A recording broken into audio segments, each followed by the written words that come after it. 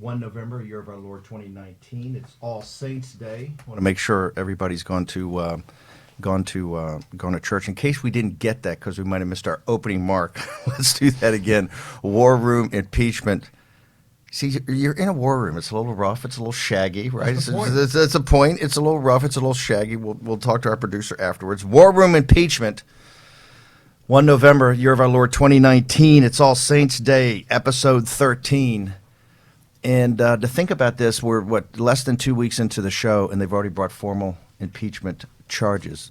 Good job, Mr. Jason Miller, Mr. Raheem Kassam. Have Raheem Kassam, Jason Miller. Raheem Kassam, as you know, was the wingman for Nigel Farage in the UKIP party, was the mastermind of the strategy in back of Brexit, and was the managing editor of Breitbart London. Jason Miller also ran a war room. He was the comms director and chief strategist on the 2016 campaign, and then was the transition comms director. A lot going on. We want to talk about the vote. Historic day yesterday, right? We told you that day was coming. We didn't know it was going to come this quickly. Remember, she called an audible. We broke their strategy, and we're going to go in a minute to some tape here. But remember, her strategy from the beginning was Napoleonic. March divided, fight united. They were going to bring this all together at the very end. Right? And we chop-blocked them.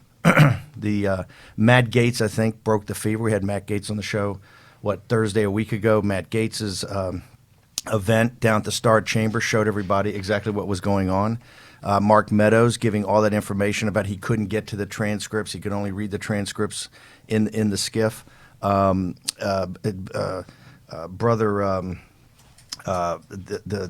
great piece in the Wall Street Journal that talked about the unconstitutionality. David Rifkin's great piece in the Wall Street Journal talked about the unconstitutionality. All of it coming together forced Nancy Pelosi's hand. And you could tell last night on Colbert, they don't have their feet underneath them.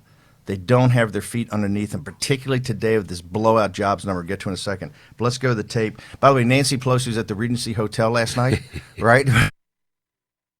30 feet of each other. No, she was at the Regency Hotel. Did she have her cardboard printout of the American flag? With her? It was painful. It was painful. But here's the great news. We've said Nancy's a master strategist here. Nancy's been running unbelievable political warfare, political disinformation campaign because they had free shots on goal from the September 24th all the way to Matt Gaetz, Mark Meadows, people at the campaign, the RNC, everybody pulling together to just expose this. Just let's get into some details. Let's get some granularity. And we're going to have Reince Priebus, the former head of the RNC, first chief of staff of the White House, going to be joining us on the show. Let's Raheem, let's go to the just jump in here, guys. I don't want to hog the mic here. Just go ahead. Let's go to the We table. enjoy listening. This is the clip of Nancy Pelosi. On, I was so being off a couple of days or being remote. Now that I'm it's back much in here. nicer with a microphone in front of you. Yeah. Rather than down the phone. This is the clip of Nancy Pelosi with Stephen Colbert last night. Let's play the clip. Rolled the bones that you don't have enough to impeach the president. No. They all voted against it. They've all said, she's got nothing. They don't have what it takes to impeach the president. Are you looking at Kevin McCarthy and the rest of the Republicans and saying, do you feel lucky, punk? Now, here's the thing about this. Again, it's about the Constitution. It's about the Constitution. We take an oath to protect and defend the Constitution of the United States, what those people fought for, and thank God they made it amendable so that we could expand freedom over time. And it's about 3 co-equal branches of government. We're honoring our oath of office. We're there to strengthen the institution in which we serve. And if they don't want to do that, that's their problem. But it's interesting because they've been talking process, because they know they can't really go near the substance issue. You know? If you've got the goods on President Trump, or if the Constitution has the goods on President Trump, to put it in your vernacular, it's already a rough political landscape. Are you prepared for how rough it's going to get? Because you know the guy's not going to go easy. Oh, no. Can you street fight? Well, I got this beautiful honor last night, the Lyndon B. LBJ Award.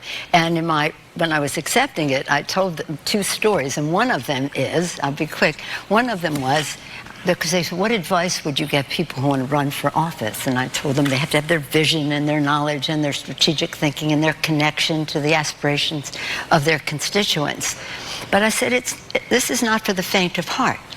So if you want to go into the arena, you have to be prepared to take a punch. But you also have to be prepared to throw a punch for the children. For the children. Throw a punch for the children. Madam Speaker, thank you so much for being here on this momentous day. Good luck to the Constitution. There we are. I think we got him now. I think no. I can see. Turn the guns on him now. Wait, hold on. Do we have the T-shirts printed up yet? Throw a punch for the children. Throw a punch for the You know children. what? We need to. I'm going to text. The chairman is in Oh the my building. God, Reince the chairman's Priebus is in the here. building. Hey. The chairman. Lieutenant. This is great in real time. Reince, how are you? It's So, great. yeah, Live- we got to live get radio. par Dude, scale. hold on. I don't recognize you two guys. Both of you guys have dropped so much weight. Look at I you. look at him 10 years younger. Yeah, you are fully ripped. I thought you were one of the production assistants here. Reince Priebus in the building, the first chief of staff. We just played. First of many. Whoa, no wedges between us now. No. Okay, we just played Nancy Pelosi's clip on Colbert last night. Did you get a chance to see it? No. Oh, it's amazing. We'll play to it later. But she says this is going to be a street fight. He's a street fighter. But she blinks for the first time because he says, "Do you think you have enough on him?" Right? And she kind of gives this. Yeah, it's not a crisp. She doesn't have her elevator pitched down. Right. She says for the Constitution. Right. So Right. how do you take this? Well, I think it's very clear that Democrats don't have the roadmap where they want to go, and they're having to make a lot of changes on the fly. I mean, keep in mind, the significance of yesterday's vote is it's Democratic Party's admission that everything up until this point has been unconstitutional. And everything going forward is going to be under a very strict format that leans to the Democrats and doesn't give Republicans the same ability to, whether it be subpoena witnesses, to subpoena evidence, and it's going to do nothing to make constitutional everything up until now. But I love Nancy Pelosi's line, throw a punch for the children. She said, you said you had to be tough, throw a punch for the kids. So what's your take on Reince Priebus, the former chairman of the Republican National Committee and my wingman on the campaign and the first chief of staff at the White House? I think it's time for the Republicans to start arguing on the merits. I think that we have to argue this on the merits. So we have to get to a point where somebody, whether it's the White House counsel's office or some lawyer that's working for Trump, has to file what the lawyers know out there is called a motion to dismiss, which really means if everything you say in the complaint is true, but assume it's true, assume the allegations are true, you fail to state a claim for which relief can be granted. That brief has to be written by somebody because Republicans out there, senators and other people, need to be comfortable with the legal case that there is no crime, there is no misdemeanor. Even if everything is true, this case goes away. The reason the Mueller probe sort of fell apart was that the underlying allegation of collusion, even if everything they said was true, didn't exist as a claim. And so then it came down to an obstruction case. And then people said, well, why wouldn't the president be pissed off for being accused of something that actually didn't exist and couldn't be a crime even if it did? So the reason this is important is that we're going to enter into an election, and this is not a national election. This is an election in 8 states among 300,000 people, right, that live somewhere in the middle. And those 300,000 people need that motion to dismiss. And I think that, and the other thing I would say is that it's also time for the White House to start using that briefing room. And you don't have to put the press secretary out there, but how about a Q&A with the White House counsel's office, a Q&A with Ken Starr, take questions from the media. I do think it's good to keep pounding away on process. It is, because the process is flawed, it's unfair, and that doesn't work for the American people. But I think it's time to get You're, going you're on the saying, merits. You're saying the merits and the substance and the granularity help us. Go back. I want to hit rewind. Walk us back through this again, because this is an inflection point, I think, now, because this is now going to go on offense. What should we do? Well, I think You that think the case is so ill-formed of what they did, and they did it so quickly. right. I love your show, by the way. I listen to all of these podcasts. Sometimes I've listened to them twice because it's a great refresher for people that are talking about what's going on. It's really important to have a handle on the facts. If you don't have a handle on the Exactly. facts, Exactly. you can't win the case. Yes. So, going back to Pat Cipollone's 5-page process letter, which I think was brilliant, by the way. I think it was so a did I. great letter. And A combination of fire and legal smarts. Right, and you have to know. I don't know. I've been around this town for a long time. I don't know all these process arguments, but if you read his letter twice, you can figure it out. Now we need the 5-page letter that says that here's what happened on the call. Here's what the historical basis is Exactly. for The antecedent, high the crimes whole and thing. misdemeanors. Look, there's not a lot of examples, but there are examples. And you can look at other cases of impeachments or threatened impeachments. But also contextualize the call. That's right. Everything the things that led up to the call, the things of corruption in the Ukraine, the things of the American foreign policy, Trump's national security policy. Contextualize And it may mean that the president or some Republicans might have to live with a conclusion, which is, hey, maybe you say it differently. Maybe you be more clear. I don't know, but this doesn't equal. It was perfect. Right, but it doesn't amount to. We've been in that room. Right, it doesn't amount to a high crime and misdemeanor, both as a matter of law and as a matter of historical basis, and not to mention the process is flawed and all that. So, to me, that has to start, and because there may come a time, which isn't yet, because this whole process is a sham, what's gone on here, and this new revised process is a sham too. But there may come a time when that is sort of lost on the American people, when live depositions and interviews start taking place and people see Republicans asking questions and Democrats asking questions. They say, wait a minute, Republicans are asking questions too. So eventually you have to win on the merits.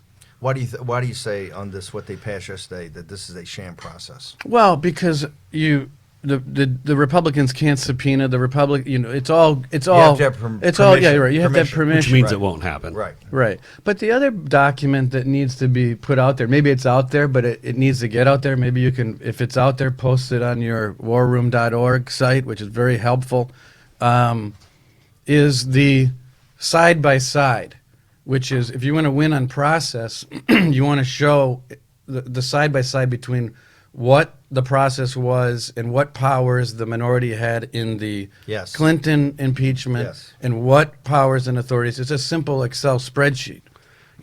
Chairman, I'd say I think it was Ari Melber that had a post up on his Twitter feed yesterday, or maybe it was on his show.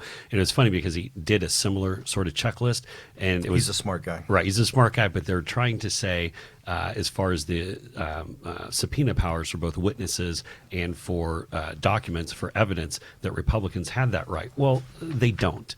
And this is an example why to your point, Chairman, why we have to make sure that we're setting the record straight, because the media would have you believe that everything is even Stevens going forward. But look, if Republicans need Jerry Nadler or Adam Schiff's sign off to get anything in this process, it ain't going to happen. That just means no, you don't have that power.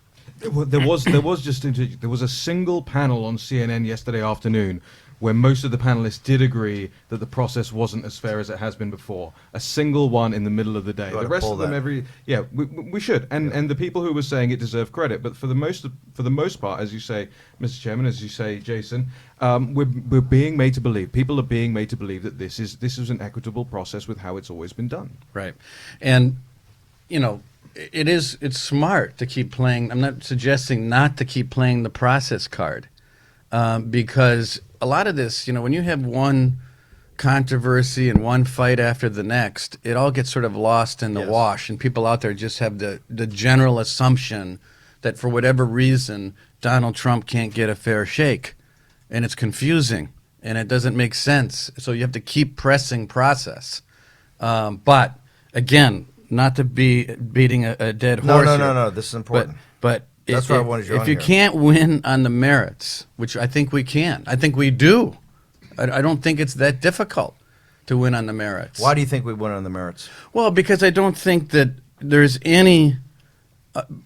Because look, even if President Trump did the things that he was accused of, ultimately the funds were released without the prerequisite Exactly. for the funds There's no quid pro quo. being released. Okay, so then now the case comes down to a mens rea case, which is the state of mind of the president, and we are now going to argue in front of the entire country mens rea and intent of a president that ultimately released. It's ridiculous. It's ridiculous. It's we win that. Well, and- Yeah, exactly. We win it. It's We win too- it. It's too. We win But it. we don't just win it on how ridiculous it is. We win it on the fact that even if they do want to go down that line, who was the president that sent Ukraine? One president sent Ukraine blankets after dragging them through this war, and one sent 210 anti-tank javelin missiles. Right? Yes, that's the contextualization of this, yes. You cannot make the case, as they've been making Yeah. the case, and as came out of Morrison's testimony, which we'll get to later. You cannot make the case with a serious face that this guy has undermined either U.S. or Ukrainian national security by doing this. Right, and if you start arguing intent, there's obviously enough in that transcript that it's confusing, and I just don't. You're talking see, about the president's transcript. Yeah, I think you wouldn't be able to win an intent case with that transcript. So, what it does, and not to argue with you here, but I hear what you're saying, but the insanity and ridiculousness of trying to impeach a president over just an intent case. I agree. Exactly. I agree is- with you. That's what this is. But someone has to break this down. Do you think that has to come from, because they asked me on Anderson Cooper? By the way, the Anderson Cooper thing last night, I actually like Anderson quite a bit. I thought it was great because it's combat. It's full combat, right? He's up in your grill right from the very beginning, right? So all you got to do is get in there and start throwing punches. Well, I saw Kelly Armstrong went on Chris Cuomo afterwards, and we have to have Republicans on CNN and That's MSNBC. why I do it. Because Well, and that's- you have to. Steve, You got have to to. start doing it. You can't look. Fox is fantastic, right? You saw Morning Joe today say that. I'm Fox- enjoying my new life, No, but you. my anonymous existence. No, we're gonna get after this show. We're gonna start getting you up there. Let's talk about that for a second. What do you think of the vote yesterday? What do you think the vote telegraphed to the Republican Party? Look, we've got Reince Priebus, the chairman, former chairman of the Republican National Committee, the Longest serving. Longest which serving. shows you I can keep a job for more than 6 months. chief I of- like that chief phrase. of staff of the White House. And I think, hat tip to Mick Mulvaney, the best chief of staff that we have was Reince Priebus. We have Jason Miller, who's been a long time grassroots and conservative strategist for guys like Ted Cruz and others. And then the populists. This is how we won. We pulled everybody together. This is the key thing. It's unity. And yesterday, that vote, you have to have the establishment part of this. You have to have the populist nationalist part of this. You have to have the limited government conservative part of this. You have to have the Rand Paul and Senator Paul's libertarians.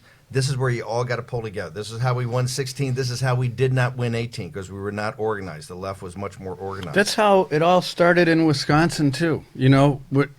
It really had to take a Republican Party that gave the Tea Party its due, Amen. the Freedom Caucus folks their due, let other people shine, and slowly but surely put a team together that was built on a lot of mutual respect. And it took a little work, but it really did come together, and everyone took their lane, and we worked together, and people never truly understood how well Steve and I got along. Yeah. Close friends. But it worked. Yeah, It because worked. because that was a tough campaign, but we pulled that off with a great team and the greatest candidate in history. What did you think of the vote yesterday? What did it symbolize? The Republicans coming together, and particularly some of the key, the one or two key holdouts of the Democrats, I thought sent huge signals. Yeah, so yesterday's vote was 232 to 196 in favor of moving ahead on this unquote-unquote beginning proceedings towards impeachment. And as I said before, important that we keep in mind this is an admission that everything before was unconstitutional. But the key here, and Kevin McCarthy said it best when he said that the only bipartisan vote yesterday was to say no, because you had 194 Republicans against, you had 2 Democrats that were against, and that's Chairman of the Ag Committee, Colin Peterson from Minnesota, and then also New Jersey's Jeff Van Drew. We're going to get to them. Yeah, we'll get into them. Like Colin Anderson's been around 30 years, right? Yeah, Or Peterson. something. Colin Peterson, Peterson's yeah. been around 30 years, hasn't he? He's been Yeah, around he's been forever. here a long time. Jeff Andrew is a freshman. But here is the significance, and this is why it was so genius for Trump to push on the party unity angle, because now every headline this morning is essentially saying this impeachment vote move forward on purely partisan lines, on stark partisan contrast. So when people see those headlines, they immediately default to whatever their normal camp is that they want to be. And guess what? The party's been divided, or excuse me, the country's been divided on political lines ever since, even before President Trump got in office. But here's the other thing. The most important thing about yesterday's vote, and I can't stress this enough, is it puts pressure on any potentially wobbly Senate Republicans who might be thinking of, well, where should I go? Because if you're Joni Ernst, for example, and you go back home to Iowa, how can you look your Republican constituents in the eye and say, I'm not sure where things are? Or if you're Susan Collins or Lisa Murkowski or Mitt Romney or anyone, how can you say, I'm not sure where things are, when literally every single Republican in the House said no? Well, that you all brought this up in your first 2 shows. Well, you made the point very clearly. If this process stays partisan, it's a wash. Right. The president can't lose if this stays partisan. If anything, he can actually win if it stays partisan, because number one, it's a continual bombardment of the president. Exactly. It's confusing to people out there across the Exactly. country. Amen. And it looks like we have a person who can't get a fair shake. And look at the Democrats. I mean, they're proposing, Elizabeth Warren, gaining steam on the Democratic side of the aisle. The guy that's preaching, let's return to some quote unquote normal situation in Washington. That gamble's not working.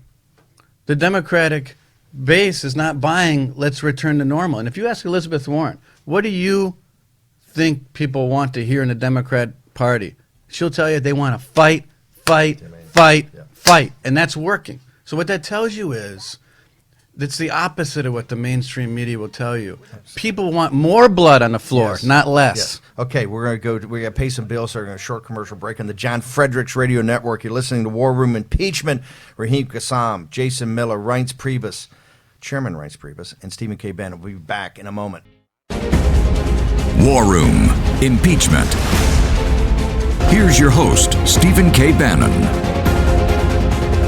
Welcome back to War Room Impeachment, episode 13. It's All Saints Day, 1st November, 1 November, year of our Lord 2019. We're here live at the Breitbart Embassy in the War Room. Raheem Kassam from the United Kingdom. Raheem Kassam ran all the Brexit operation for Nigel Farage and the UKIP. Jason Miller, the chief strategist on the Trump 2016, and our transition comms director. Did I just get a promotion to chief strategist? Yeah. Because I was CEO. I got to, you Okay. got If you give me as permission. much as we paid you, I had to do something more than comms director. Reince Priebus, my wingman on the campaign, and then chief of staff. I was his wingman in the White House, the chief of staff. I want to go back quickly. We're burning through time here. We got so much to do. I want to go back. It's very important. Talk about Elizabeth Warren. This is where the mainstream. If you look at her, and I follow intensely. If you look at her speech, you look at Greenwich. They are, and I've said this. They want to take on Orange Man bad. Right? It's full on. Yeah, they've figured out that most people out there in America are not tired of the fighting. That actually people want to fight more. They want more blood on the floor. It's the opposite of what everyone is sort of proclaiming There's in no the media. There's no kumbaya. Nobody No. wants a kumbaya. We're not going to hug this out. We live We're in not a gonna hug this out. divided country. You look at the poll this morning, whether you believe it or not, and it showed, 48% in favor of impeachment, 47% against it. And no matter what happens in Washington, basically, barring some incredible dramatic bomb, which is not going to exist, that's not going to change. And so the presentation offered by Joe Biden is this sort of return to quote-unquote normal is not inspiring the Democratic Party because they want to fight. So, look, I think the best thing that could possibly happen to Donald Trump is for Elizabeth Warren to be the nominee because while, like I said earlier in the show, this is an election in 8 states among 300,000 people. And those 300,000 people, many of which would say, I love what President Trump is doing. And some of them may say, I don't always like the way he does it. But guess what? This person over here is crazy. There was last thing. I know this is about impeachment, but it's inextricably linked to 20. This is the opening. This is all it is. The curtain's coming up on 2020 right now. Exactly. Those candidates are going to go in the witness protection program in the next 12 weeks or 14 weeks while we do this. There was an economic study and you should look it up, of Elizabeth Warren's Green New Deal. And the first time in my life I've ever seen a study where the conclusion was there actually isn't enough money printed to actually pay for this program. I mean, they went through the whole thing. And so it got to the point where to pay for this, you'd have to increase all employer taxes by 16%. You'd have to increase payroll taxes by $5 trillion. You'd have to add an $8,000 tax on every family in America and reduce government spending by $1 trillion. And then you could pay for it. This is insanity. And so back to impeachment.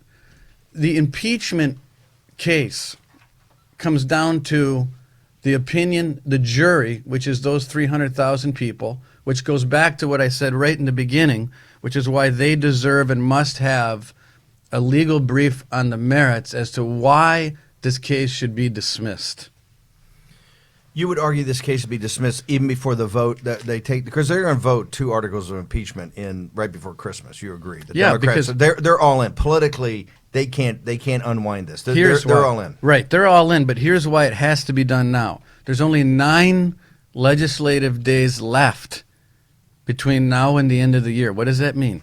That means that the folks in Congress, the congressmen and congresswomen, are fielding questions back home.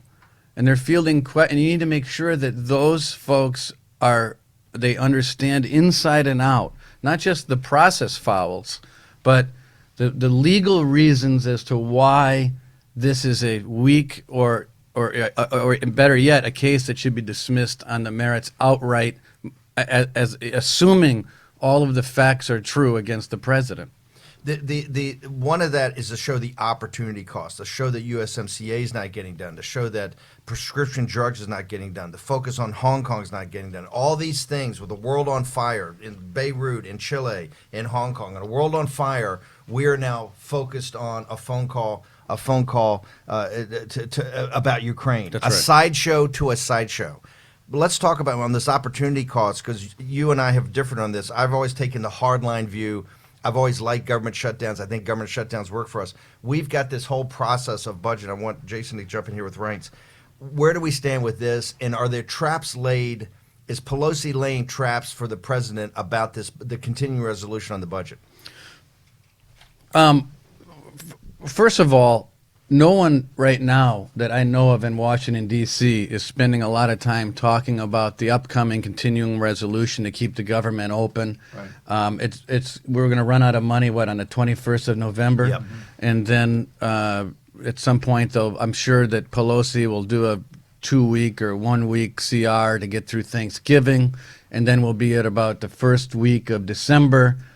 Again, right when they're heating up, right when they're on the run-up to right. their impeachment vote. So this will be Republicans have to be there'll be nationally televised hearings during that time. Republicans have to be very careful that they don't fall into a trap here on a government shutdown. In my opinion, I think the one thing I worry about with this impeachment and the drama and the chaos of it is that we don't want to get to a point where those 300,000 people in those battleground states, they don't think the president's done anything wrong. They think he's been mistreated. They do like the results of President Trump, but they get tired. Mm-hmm. And they get tired of it all. And you don't want to have a government shutdown on top of it all to show highlight the incompetence of everything going on. Everyone's to blame. It's just all a mess. More fatigue. And to be clear on this, the president isn't saying anything about a potential shutdown, No, and no, and I don't think he's Republicans are. inclined to do it. No, he's it's- not that type of person. Exactly. But what I think we're seeing are Democrats and certain members of the media trying to push that. And again, they're trying to set a trap for President Trump and Republicans to fall into. But I want to take a moment and just talk a little bit about the process from here after yesterday's vote. So what we're going to continue to see, because the show continues, next week the House is in recess. That means they're out of D.C., they're not here. But they have... They're back hearing constituents. Yes, back hearing constituents, telling them to quit playing partisan games, hopefully. But next week they have this whole slate of supposed testimonies. Two-a-days. Right, exactly. 2 a days. They're going through every day next week. But here's the key. They've lined up next week all administration people who aren't going to show because it's a sham process, and the administration, citing executive privilege, isn't going to do it. So the Democrats have strategically laid out for next week every single day a supposed testimony from someone who's not going to be there. So they're going to start building the narrative. We've passed this resolution to give them fair rights and equal access, but they won't even show up. So they're going to start trying to turn the media around on this, and that's why it's important. On the obstruction part. On the obstruction part, and that's why it's important for us to keep the pressure up, not just on these freshman Democrats in Trump districts, but on everyone during this recess to keep it front and center. There's some new polling in, Raheem? Yeah, there's a new polling released today. Washington Post and ABC poll, pretty much what you would expect. 49% of Americans indicated Trump should be impeached. 47% said he shouldn't be impeached, and equally split down partisan lines. 82% of Democrats in favor, 82% of Republicans opposed, and the independents 47-49 split in favor and then against. So slightly against from the independents right now. And that's I think right now as bad as it gets. Yep. For President Trump, because You if think you look it's at the high watermark of the, because they've had free shots on goal for right. 6 weeks. And exactly, and it's even before any defense of the actual case in chief. So, and if you look at the battleground states, I'm sure you all saw the Marquette poll out of Wisconsin last week that showed only 41% of people in Wisconsin, people in the Midwest, they don't like this stuff. They don't like it. Right. They don't like it. Right. Well, it goes against the Midwestern work ethic of just get the job done, keep your head down, charge ahead, do your job. Well, they also say if you want to beat the guy, beat him in an election. If we won 16, they won 18. They're the common. That's what we said. We want to do the show to get information out there, the decency and common sense of the American it's not, people. Even if the problem is, and folks in the middle and the mainstream media, the analysts, they don't like to hear this, but people, assuming what the Democrats are saying is true, unfortunately for those people who want to, take it to Trump, people just aren't really moved by the accusation. Yeah. It just so happens that people are pretty hardened out there at this point about politics. And they're not that outraged, even if it was true. It's also kind of an then esoteric people don't issue want to for hear them, it. right? They think it's so terrible that you would say that. It just is what it is. It's very hard to get the public engaged on Ukraine. Absolutely. It's very hard to get. You got all the it's a players, you got all sideshow these to things. It's a sideshow to And a now they're sideshow. trying to change the narrative. Oh, it's not about what was in the National call, it's security. about national security. Yes. You'll keep hearing this, national security. Two keywords for next week: national security. The president harmed national security. That's what we're going to say. And no shows. We're No shows. We're burning daylight. I want to go quickly to Morrison's testimony yesterday, and Reince has got an interesting take on that. But I want to hear first.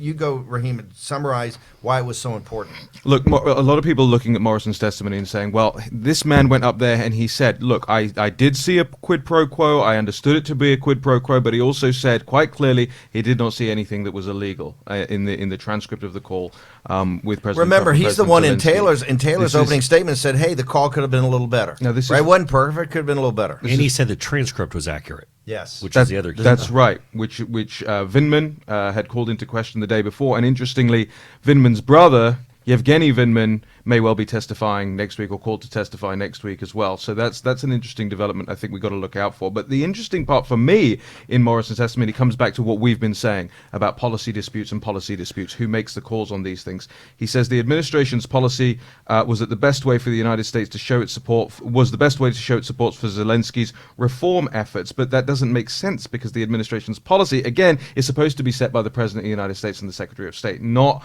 by the people sitting there in the NSC. The other one, he mentions bipartisanship and bipartisan support for Ukraine. Again, the worship of bipartisanship by these guys, by these career people, and by the people who like the old way of doing foreign policy. Well, there's no bipartisanship coming from the other side. We're living through that process right now. So why were they so obsessive and fetishize that whole process? And just lastly, the commitment. He mentions the U.S. commitment to Ukraine. Well, the Ukraine is not a U.S. treaty ally. The policy towards Ukraine can be set at any point by the president and change at any point by the president. So those things really stuck out for me. You had a concern about this, just slightly, but Slightly. We want inside baseball. That's what people you said, and I think very perceptively. Hey, it was great. It got good points across, but here's my concern. Well, my concern is that it was pretty much the only good leak out of these interviews. They're And listening. so- Thank you. Thank you. However, that Well, that's got what out. you said Thank on you. the. By the way, Somebody's listening. I think was it episode 2 or 3. You said that the Republicans have to start leaking. Isn't that one? Well, I think one the of Daily Beast lit us up. That was their headline. Bannon starts new show for leakers. Oh, okay. I missed that article, but I do remember you saying that. I do think that when you have someone like Lee Zeldin, who's sort of become, you've always, we got Jordan and Meadows and Gates was great, but I do think the most interesting person in the group is the sort of rise of Lee Zeldin becoming Superstar. 100%. because it's not in his DNA necessarily to be a 110%. Yeah. Always. Yeah. Every Jordan second- and Gates and Meadows, Right. the Warriors, been out there the whole time. And This when is- Zeldin comes out and says there's zero that he's heard that causes him to believe that anything is of concern or wrong, that that gives people a lot of comfort. But I think it would be great if we could start watching these depositions or interviews, whatever they're called, because that will shed some light. So yeah, I'm a little concerned that was the only good leak out of that interview. But it was a great, but I think it was Powerful. potentially a game changer. Game changer, big time. That's why in the Chiron, CNN would not put up. They only put up a top 8. Says there's a quid pro quo. I said, what is this? Oh, it's Morrison's testimony. Okay, I want to make sure we get through everything we got to get through. Let's go to Make 'Em Famous. Yes. So in our daily Make Them Famous segment, which, by the way, does everyone remember who we talked about yesterday? Was Congressman Lee of Nevada. Yes, exactly. Susie Lee from Nevada. That's who we were talking. We've invited her on the show. We're reaching out to her office. We want Congressman Lee to come on here and chat. Yes, and we're always going to remind people who we talked about the day before because, look, nobody knows who these folks are. I mean, ultimately, they're the reason why Nancy Pelosi got this vote. So today, we're talking about Congresswoman Cindy Axne from Iowa. And she's one of the folks yesterday who even told the Associated Press she was supporting a pathway to giving the American people the facts they deserve. Wow, how great and high-minded. So who is Congresswoman Axne? She represents a Des Moines, Iowa area district. She's a freshman Democrat, stretches out to Council Bluffs, and she beat Republican incumbent David Young in 2018, who's a good guy, nice guy. Beat him 49.3 to 47.1, so a very close race. So that's a district we won. But that's Come a on. district that Trump won. Gotta win that district. 48-45. It's Council Bluffs, right? So this on. is Des Moines out to Council Bluffs. What are we doing here? But How do we here's lose that? here's why Congresswoman Axne is so important. And this is the reason why you saw the campaign include Des Moines, a swing state that we got to win again. But again, it's a district where there's a freshman Democrat in play. And we saw that fantastic. One of my favorite that I've seen from the campaign ever is the No Mr. Nice Guy ad that we saw Tough yesterday. guy for tough times. But Yeah. here's something key Loved it, about loved it. Congresswoman Axne that I want people to realize. She's already facing protests back home in Iowa. There were about 100 Iowans who showed up to protest recently at her district office, and the connection she has to the two Democrat congressmen who voted against yesterday's resolution, Colin Peterson, the chairman of the Ag Committee, and fellow Ag Committee member Jeff Van Drew, is that she's on the Ag Committee in a district that Trump won. But the difference here is that she went with Nancy Pelosi. Here's why this matters. Recent polling showed that President Trump still has 76% of the farming community vote. So Cindy Axne is standing there with Nancy Pelosi. And so let's look at her tremendous record so far. She has 1 vote in favor of impeachment. She has 0 votes for the USMCA. That's all you need to know. She cares more about Nancy Pelosi and the impeachment agenda than she does about the USMCA. Which is why, with only 9 legislative days left, the Republicans could really turn this USMCA into a huge battering ram. It has to be. I don't know, but this is the thing we need messaging on because right of now. it. This is about because this is opportunity cost. You're It's spending your time doing this and not really Right. doing. And this is a highly negotiated deal that both Canada and Mexico have already approved. It sets us as a geostrategic manufacturing base against China, and it helps the farmers. You let the lawyers deal with this impeachment fiasco. Trump play the victim. Get out to Iowa. Talk about USMCA. Show the American people that this is what you mentioned, Steve, before about the opportunity cost of what this impeachment fiasco is causing, and flip this ag issue, USMCA, Iowa, Boom. all these seats in the On Midwest offense. back against the Democrats. And I got to give out Congresswoman Axne's phone number here.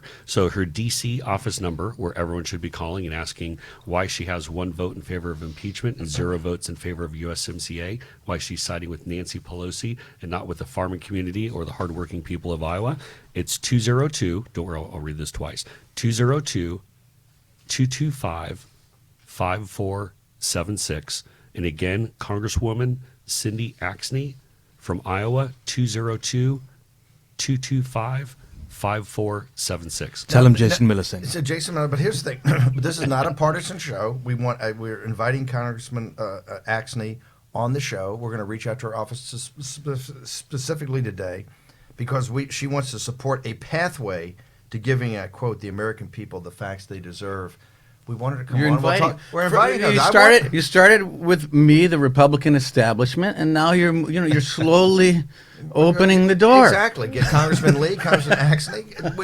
This has got to be a national conversation, right? And that's why I think the nation is divided.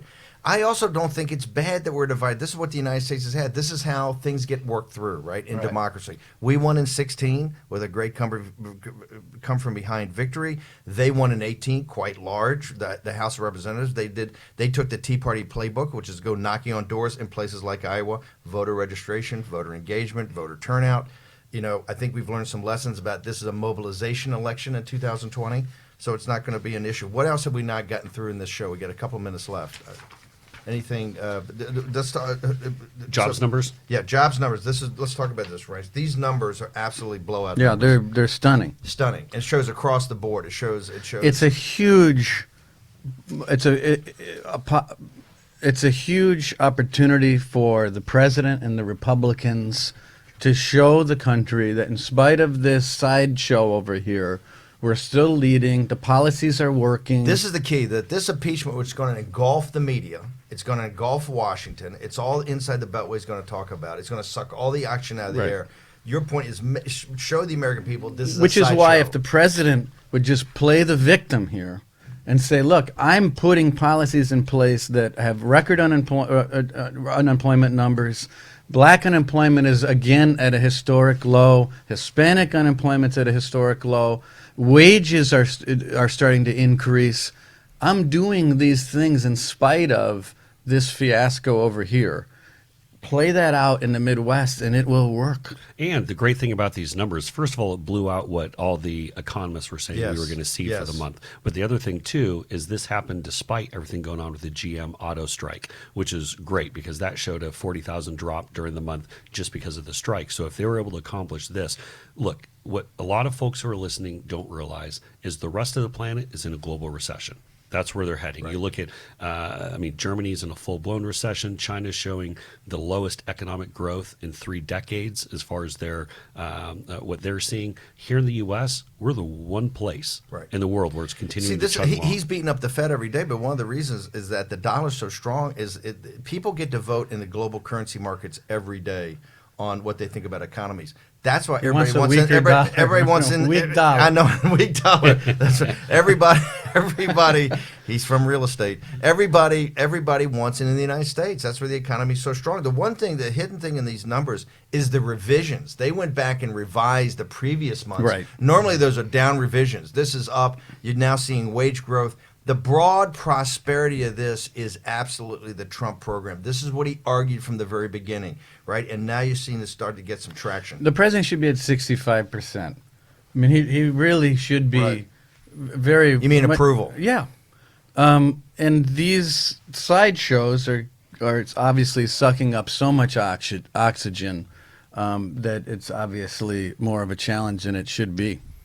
Go ahead. iTunes. You can, iTunes. Yeah, here's what we're gonna do. First off, it's a great honor to have you here. It was fun to be here. It was a great time. No, you've got to come back. We've got to get you in this room on a regular basis. You've got insights, and this is what people didn't get when we ran this. When I jumped into the campaign, the first phone call I made was to Reince Priebus.